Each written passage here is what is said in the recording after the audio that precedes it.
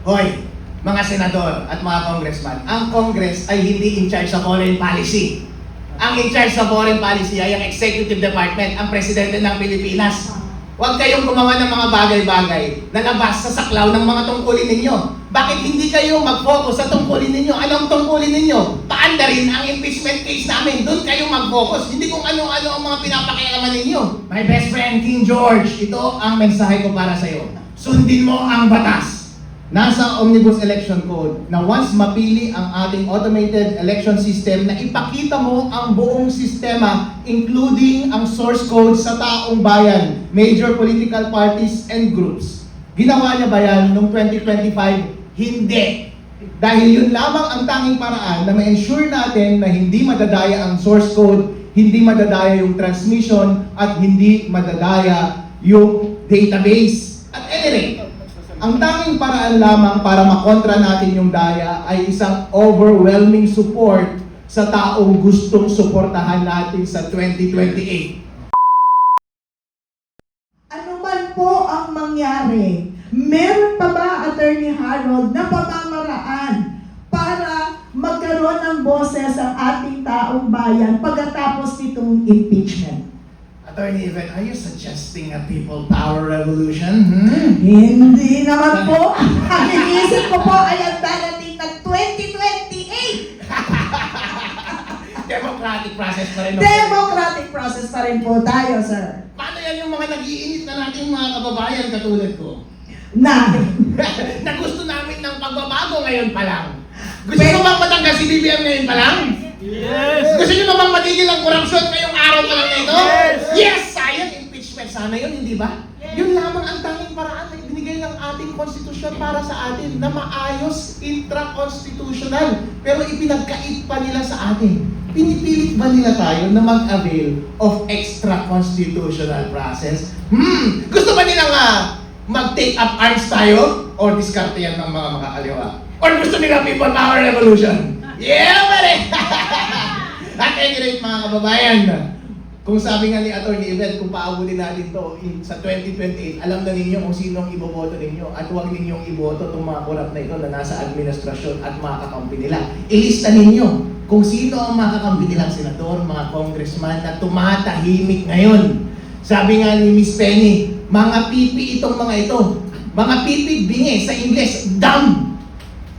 Sabi ko nga, hindi lang pipi, mga pepe. Sa mga pepe na gusto ko, ang gusto ko lang na pussy ay yung sa ex-girlfriend ko at si Meow Meow. Sila lang ang pusa na gusto ko.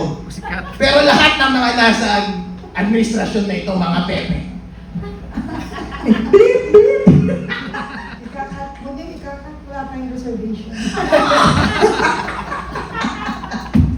So, ang tanong ko lang, sir, at kasi may issue ngayon sa Senado, no? Itong kinasasangkutan ng, ano ba ito, Coast Guard natin. Pagkatapos na nagbigay ng mga pahayag itong mga matatapang natin, mga senador. Pero itong side natin, so hindi sila bumoto doon sa ano na yan, at yung 15 yung bumoto doon sa so ano mo dyan, sir, dahil nga siyempre marami ng issue itong ano na ito. Alright, nagtanong si Idol sa ginawa ng ating Senate ngayon na naglabas ng resolusyon na ipinagbabawal nila ng yung mga elemento ng China dito sa Pilipinas. Hoy, mga senador at mga congressman, ang Congress ay hindi in charge sa foreign policy. Ang in charge sa foreign policy ay ang Executive Department, ang Presidente ng Pilipinas. Huwag kayong gumawa ng mga bagay-bagay na labas sa saklaw ng mga tungkulin ninyo. Bakit hindi kayo mag-focus sa tungkulin ninyo? Anong tungkulin ninyo? Paandarin ang impeachment case namin. Doon kayo mag-focus. Hindi kung ano-ano ang mga pinapakialaman ninyo. Wala namang effect yan, resolution yan, hindi yan batas. Kung talagang gusto nila ng isang measure na may actual na repercussion and consequence sa international relations, dapat issued yun ng Executive Department, hindi ng Senate. May mga katanungan po na umabot sa amin na since hindi po tinanggap ng Congress, ano po, ang Senate po ba pwede po mag-stand Kasi hindi na tinanggap regarding sa impeachment. Then ang tanong din nila regarding din sa mga nangyayari sa bansa. Ano po ang stand ng judiciary? Kasi buong Pilipinas po ang apektado dito, hindi lang naman tayo lang nandito. So ano po ang stand ng judiciary po? At ang sinig po, ano magiging stand nila sa hindi pagtanggap ng sustainable impeachment complaint sa Congress? Which is halata naman na gumawa sila ng hindi tama, labag sa batas. So ang sinig po ba, pwede ba mag-stand para pakinggan din ang tunay na impeachment ng taong bayan? Thank you so much po. Masyado pang maaga at this point para gumawa ng stand ang Senate. Kapag susundin natin yung proseso ng ating konstitusyon, kailangan man umandar doon sa Committee on Justice. Kapag hindi na-dismiss yun, kailangan i-present sa plenary ng House yung boto bago umakyat sa Senate. Pagdating naman sa boses ng Supreme Court, ang daming mga petition na isinasampa sa inyong opisina laban sa administrasyon na ito. Pwede bang paandarin ninyo, please? Dahil kayo na lamang ang aming hinihintay. At marami pa kaming ipapasa actually ng mga petition sa inyong opisina tungkol sa hindi nila pagtanggap ng aming substantive impeachment complaint. Pwede bang i-resolve nyo iyon ng timely para naman maramdaman ng taong bayan na merong kabuluhan ang aming ginagawa? Kasi baka mas mauna pang mag-expire yung 1-year bar rule at makakapag-refile kami ulit bago ninyo i-resolve yung aming petisyon na kine-question ang maling pagtanggi nila ng aming third impeachment complaint. Susundan ko lang po yung mga tanong po ng mga nauna sa akin. And also, at the same time, sinabi po ni Sir Attorney Harold Respicio regarding about sa impeachment, na kung saan nga po ay wala na po ba pag-asa yung pangatlo, no? Na kung saan nga po, Sir Attorney, marami po sa atin yung mga kababayan, especially na po sa mga nasariglayan, no? Karamihan po sa kanila ay hindi po talaga nila nauunawaan po ano po talaga ang ibig po sabihin, no? Doon sa inyo po sinabi po kanina regarding about doon sa impeachment po ninyo na hindi na po ito matutuloy. Ito po ba, sir, ay wala na po pag-asa, lalo na po sa mga kababayan natin na sa remote area, no? Na kung saan po ngayon yung mga cellphone na rin. Nais ko lang po, sir, makakaalam po yung pinaka-detail na paraan o paano ba yung next move po ninyo, and also at the same time, ano po ba ang dapat natin gawin, lalo na po yung mga nasa mga sarilayan. Maraming salamat po. Salamat po, sir. Thank you. Nung bata pa ako, meron akong crush. Binigyan ko siya ng bulaklak. Pero hindi niya tinanggap yung bulaklak ko. Sa tingin niyo, on the next day, bibigyan ko pa siya ng bulaklak o hindi na? Eh di mapapahiya rin ako, hindi ba? Ganon din po ang nangyari dito. Ang aming impeachment team ay all-star. Nanggaling yan sa lahat ng political forum. Hindi lang iisang kulay yan. Inassemble namin yung mga pinakamagagaling na abogado, may pangalan na politiko, at meron ng track record. Andyan si Mike Defensor, instrumental sa era impeachment noon. Andyan si Atty. Topacio, #1 lawyer sa Philippines. Andyan sila Atty. Manny Luna, successful impeachment sa COMELEC Commissioner Bautista noon. Kaya napakaganda at may dignidad itong mga tao na ito. Ganon din yung mga endorser namin. May paninindigan. Kompleto kami. Mali-maleta ang aming ebidensya at papeles nung Thursday. Handa kaming lahat. Pero kaso nga lang, nung nag-offer kami ng filing noong Thursday at tinanggihan kami at hindi tinanggap ang aming bulaklak, sa tingin mo, ganado pa kaming bumalik doon at mag-file ulit ng pangalawang bulaklak? Hindi na po. Ganon din po, kailangan nating intindihin ang ating mga kasama.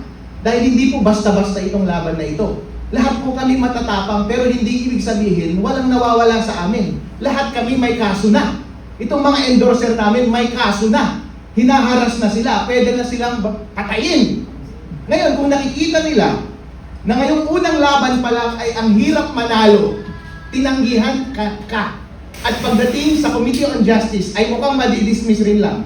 At lalong madidismiss din doon sa plenary kung nagkataong pumunta doon. Kailangan natin silang protektahan, mga kababayan. Kaya kailangan natin silang intindihin at kailangan pa rin natin silang pasalamatan dahil sila lamang ang naging matapang na magpresenta ng substantive impeachment complaint laban kay Presidente Bongbong Marcos. Kaya nagpapasalamat ako kay Mike Defensor, Atty. Ferdy Topacio at sa aming mga endorser. Ayaw ko na lamang kayong pangalanan dahil alam natin na pinoprotektahan namin kayo dahil ihaharas kayo ng administrasyon na ito. Pero salamat sa kape, salamat sa opisina, salamat sa hopya, at maraming salamat sa iyong presensya noong Thursday, noong araw na iyon. Huwag po kayong malungkot mga kababayan dahil marami pong sunod-sunod na kaso na lalabas laban sa administrasyon na ito at laban sa mga tumanggi ng aming maayos na filing nung Thursday. Hanggang sa huli po, kapag hindi po tayo susuko, mapapanagot pa rin natin ang ulo ng korupsyon na ito na si BBM. Kaya hanggang ngayon, ganadong-ganado pa rin ako na magpakita at magpatuloy sa ating laban. Dahil hanggat kakampi natin ang taong bayan, hindi naman natin may tatanggi, di ba? Ano ba ang gusto ng buong Pilipinas?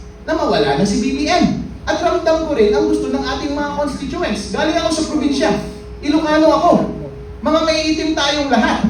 Hindi natin pwedeng itanggihan. Ramdam natin ang gusto ng taong bayan. Gusto nila na mapatigil ng korupsyon sa ating bansa at mapanagot ang ulo ng korupsyon na si BBM. Kaya dapat lamang na ipagpatuloy natin ang laban at parati tayong sumang-ayon at sumama sa damdamin ng bawat Pilipino hanggang makamit natin ang totoong kalayaan dito sa ating bansa. Bukod nga dito sa impeachment na ating susubaybayan, meron pa nga tayong armas hindi ba? At ano yon sa darating na 2028? Attorney Harold, this year is 2026. Alam natin maggaano kalaki ang role ng COMELEC sa darating na 2028. Ang chairman po ay pareho pa rin. Tama po ba? Sa 2028, si Chairman Garcia. Tama po. At nung nakaraang taon, alam ko po, naging malakas ang inyong loob para i-call out ang COMELEC dahil po dito sa sistema ng ating automated machine, counting machines, pati yung sistema ng ating pagboboto. Darating na po ang 2028, Attorney Harold, 2.5 years down the road. Ano ho ang maipapayo po ninyo sa ating mga nakikinig na mga magiging botante at mga susunod na mga henerasyon na magiging botante na rin sa 2028? My best friend, King George, ito ang mensahe ko para sa iyo. Sundin mo ang batas. Nasa Omnibus Election Code na once mapili ang ating automated election system na ipakita mo ang buong sistema including ang source code sa taong bayan, major political parties and groups. Ginawa niya ba yan noong 2025? Hindi. Dahil yun lamang ang tanging paraan na ma-ensure natin na hindi madadaya ang source code, hindi madadaya yung transmission, at hindi madadaya yung database. Ngayon po, isa pang probisyon ng ating Omnibus Election Code na dapat niyang sundin ay habang binibilang ng automated election system ang ating mga balota, dapat yung mga watcher nakikita nila yung balota para merong parallel manual counting, para kahit merong nakatanim na daya doon sa source code, doon sa transmission, or kung meron silang gagawing daya sa database, ay merong armas ang mga watcher na ipakita na meron talagang malawakan na daya na nangyari. Ito ay hindi pa rin sinunod ni best friend King George nung nakalaang eleksyon. Kapag sinunod niya ang dalawang bagay na ito sa 2028, ay magkakaroon tayo ng reasonable confidence na may iaangat ang kredibilidad at integridad ng ating eleksyon. Pero kung ayaw pa rin gawin yan ni Chairman George Garcia, dapat i-impeach na rin natin siya. Susunod natin yang i-impeach si Chairman George Garcia. In any event, mga kababayan, meron pong mga movement para baguhin ang ating election system, para sundin ng maayos ang ating Omnibus Election Code at Automated Election System Law dito sa buong Pilipinas. Suportahan niyo po iyon. Ang gusto po natin ay sure na hindi madadaya ang susunod na eleksyon na 2028. At any rate, ang tanging paraan lamang para makontra natin yung daya ay isang overwhelming support sa taong gustong suportahan natin sa 2028. Alam na ninyo kung sino ang gusto ninyong suportahan, hindi ba? At ang tanging armas lang namin or natin para laban sa mga daya na itatanim nila sa mga makina ay ang landslide victory para sa kanya. Kaya i-make sure natin, umpisa pa lang ngayon, na makakamit natin ang landslide victory pagdating sa 2028 para kahit anong daya pa man ang gawin nila sa ating mga automated counting machines, sa transmission at database, ay hindi nila makokontra ang overwhelming votes and support ng madlang Pilipino. Dahil kung hindi, kung ramdam natin na panalo talaga ang ating manok sa 2028 at obvious na merong daya. Dahil babantayan natin yan sa 2028, hindi ko palalagpasin yan. Ang taong bayan, again, mag-a-avail sila ng kahit na anong paraan para lang masunod ang kanilang mandato. Kaya administrasyon na ito, COMELEC, kung ayaw ninyo ng revolusyon sa ating Pilipinas, sundan ninyo yung mga democratic processes sa ating konstitusyon. Sundin ninyo ang batas para lumabas ang katotohanan at ang mamuno sa ating bansa ay yung taong kanilang totoong ibinoto.